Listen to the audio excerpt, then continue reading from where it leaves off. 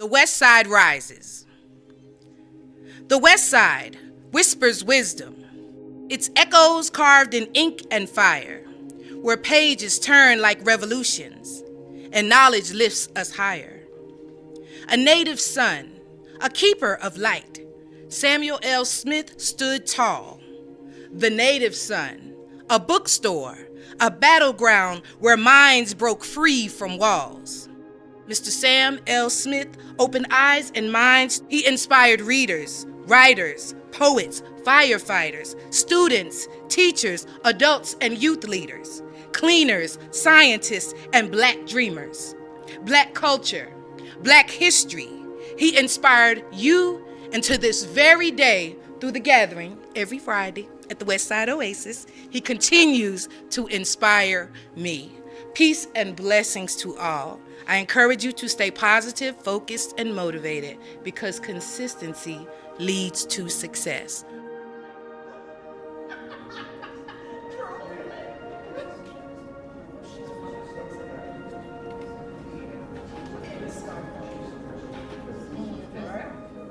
So it was Anthony and I that were probably just walking up and down the hallways, right? And I was like, this stinks. How come these pillars are empty? I think that was my whole thing of, we have the benches. It kind of looks like a park. I'm like, Anthony, we should put in for a public art project. All right, girl, go ahead and get it going, blah, blah, blah.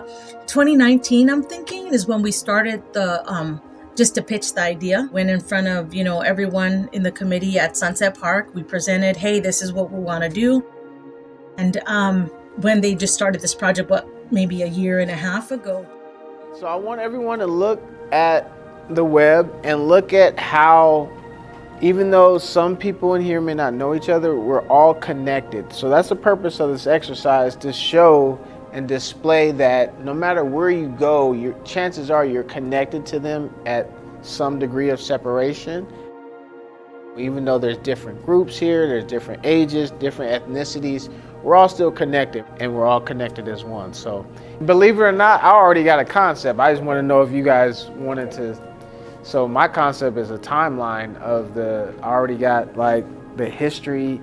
You guys' history is so rich, and I already have started breaking it down. I just wanted to get more from what you guys have so I can incorporate that.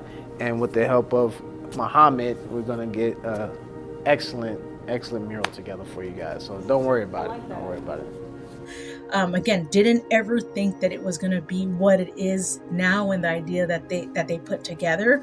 To me, it was going to be like abstract art, right? Just like shapes and stuff on it. But now it's like even a deeper thing, and just the history that starts in 1870 and it goes to today, and like the future is just so amazing.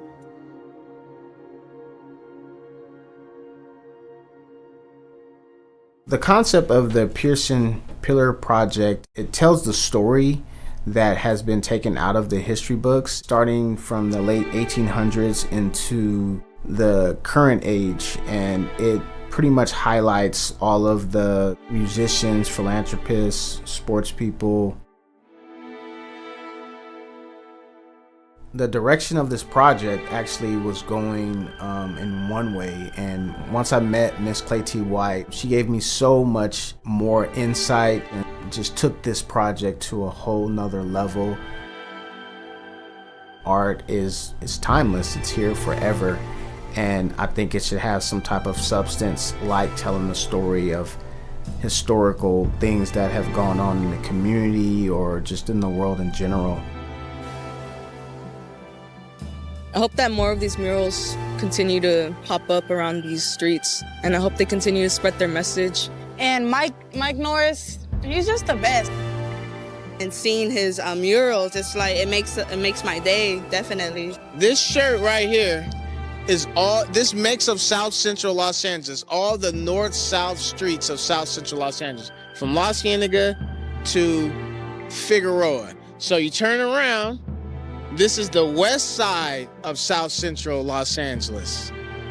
That was another street in LA where that you couldn't go as a black person, you couldn't go west of Central Avenue because it was just due to racism. So Central was a street that you had to kind of be in, just like in this area. This was the area that us as Black people, we couldn't be anywhere else. So. At the beginning of Clark County, the original goal in the city of Las Vegas had been to move African Americans and Hispanics and any other ethnic group into Block 17.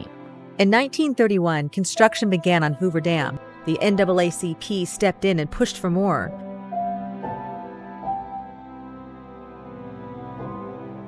There were a few blacks that were allowed to work on the dam, but very few. The idea that the federal government brought segregation in here is something that we tend to lose sight of. Even though I've had individuals say to me that, Gwen, this is painful. I don't want to see that. I came from the South.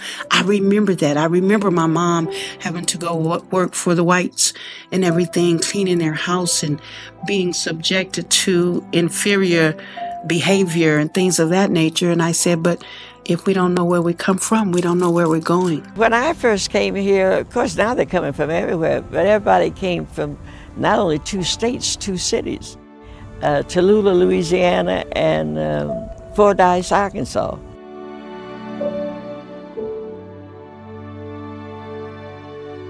The biggest cause of growth was the basic magnesium plant in Henderson.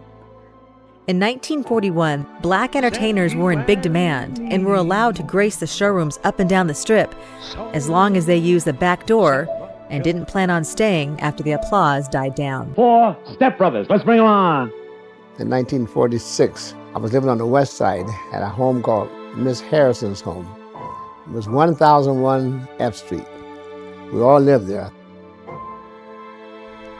Well, I think that the West Side has been given a bad reputation because people don't understand who we are. There's a lot of historical negative energy toward the Black community in the first place because of America's segregationist policies. So when we start looking at the systems and stop pointing fingers at the people, then we start having better results. We'd go to the Jefferson Recreation Center, and that's where we partied. We danced. They were mentors to us, Jimmy Gay and Woodrow Wilson. They were like fathers away from home. I was taught to think positive, and I think positive out of everything right today because of Woodrow. Las Vegas, Nevada, 89106. We had Jackson Street Hotel, Louisiana Club. We had, some everything on Jackson Street. We had Johnson's store, Mr. and Mrs. Johnson. Yes. They were the one that provided all of the needs of the food, groceries to the community. Berkeley Square and Cadillac Arms offer affordable homes for the time and period. Moulin Rouge Hotel and Casino, and opens in March 1955. It is the first interracial resort in town. And on March 26, 1960, they announced the Moulin Rouge Agreement. The agreement was a major civil rights victory, a victory that came a full 4 years before the Civil Rights Act was passed by Congress. In increasing numbers, Blacks become professionals as doctors, lawyers, teachers, and executives. Civil rights lightning rods Ruby Duncan, Aldine Weems, Alversa Bills, Mary Wesley, and others. Get involved. When there's a strike like that, you're not just striking for the benefits from that hotel, but you're learning to take up for yourself. You're learning to defend your rights. All right, to this day, one more round of applause. He is a hero in the 106. From an LA perspective, I have to be honest, I think of Vegas, I think it's just a strip, just to keep it real, but this pillar project has given me so much more information, and I just feel just at home with the history of everything that the Black community has provided to Vegas, and I appreciate the love and enjoy it. Thank you.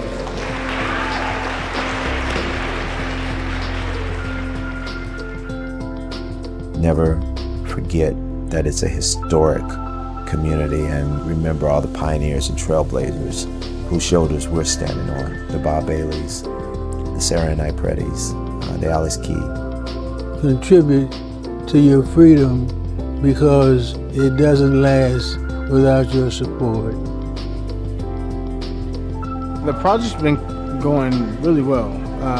I like my progress. I love the community here. I love the employees that even work here. You know, it's a great family affair. I love the facility.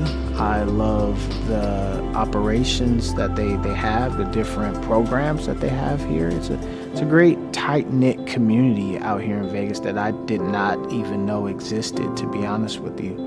But now that I know, it gives me a different outtake of what it's about, you know, and how we got to this place. So it's just an honor to kind of plant my flag in this part of history.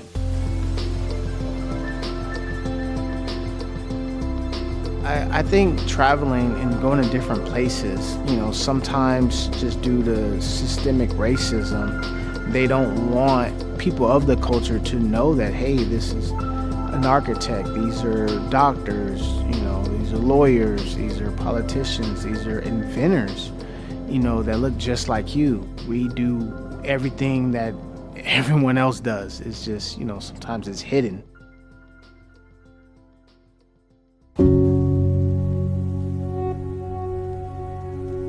I want to start by, just saying thank you again for everyone being here. And I'm very, very excited for you to experience what I have already seen. And I'm curious to know, once you go through the murals, what you're thinking and how you're reflecting on all that we've accomplished and all that we've gone through. Black history truly is American history. You cannot talk about America without talking about Black folks in America that contributed to so many inventions and contributed to so many phenomenal transitions throughout the American story. He's just done so many schools and so many parks. I don't really think he got, a lot of recognition. Again, I'm honored actually to be in the presence of such a dynamic woman and family. So thank you. The things that your husband has done and others during your time has made it possible for me to be here. Very exciting to have a pillar devoted to the Las Vegas branch of the NAACP. The general membership meeting occurs the third Saturday of each month from here at the Pearson Center.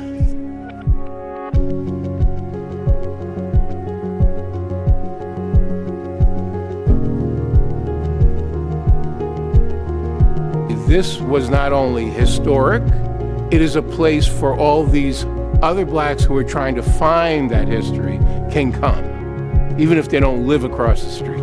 And therefore, I see the gathering in that context. It is a way of gathering people who would otherwise not come to that part of town, who are interested in the affairs of the Black community. To talk, to learn, to be a part of, to offer their expertise. It's not just about, oh, I like Black people. It's about, I care what happens to this community.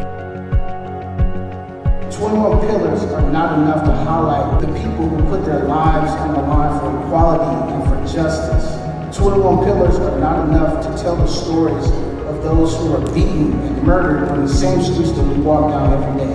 21 pillars are not enough to tell the stories, the sacrifices, the legacies, the people who fought for you and me just to be free. The majority of these individuals knew that they wouldn't reap the benefits of their works, but now I'm so glad that I'm here to highlight it through my art. Without further ado, I'm pleased to unveil the Unsung Pillars of the West Side.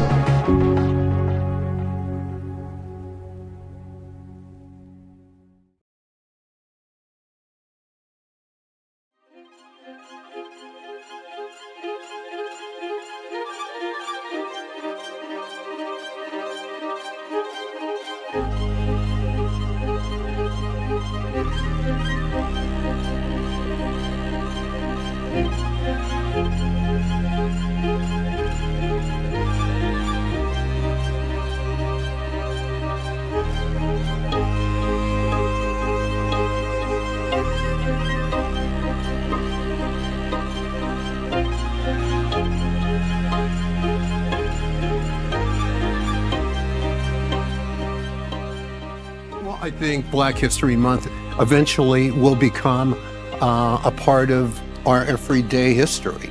You know, I would love it if, you know, if TV stations could show my work, you know, all the time instead of just Black History Month, because Black History Month is all of our month. You know, I mean, we shouldn't have just Black History Month or, you know, Irish American, you know, Day. It should be incorporated into, you know, into our American system.